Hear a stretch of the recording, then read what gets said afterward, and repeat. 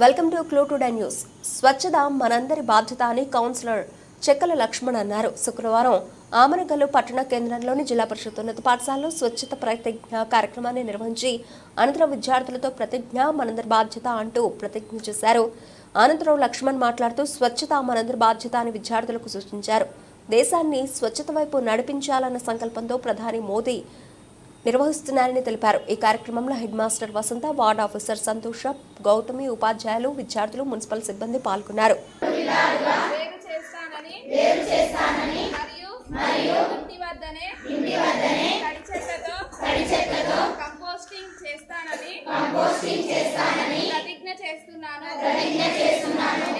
నేను బహిరంగ మలమూత్ర విసర్జన చేయను మరియు ఇతరులను చేయనివ్వనని ప్రతిజ్ఞ చేస్తున్నాను.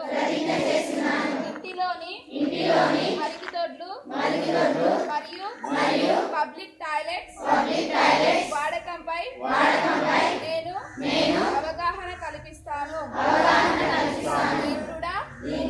విశ్వాసంతో ఆమనగల్లు మున్సిపాలిటీలో స్వచ్ఛ భారత్ మిషన్ యొక్క సందేశాన్ని ప్రచారం చేస్తాను.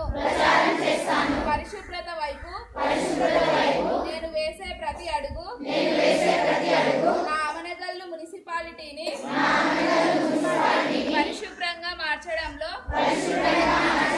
సహాయపడుతుందని నాకు నమ్మకం ఉంది. నేను నా ఆమనగల్లు పట్టణం నగరాన్ని ప్రేమిస్తున్నా మరియు పరిశుభ్రంగా ఉంచుతానని ప్రతిజ్ఞ చేస్తున్నాను.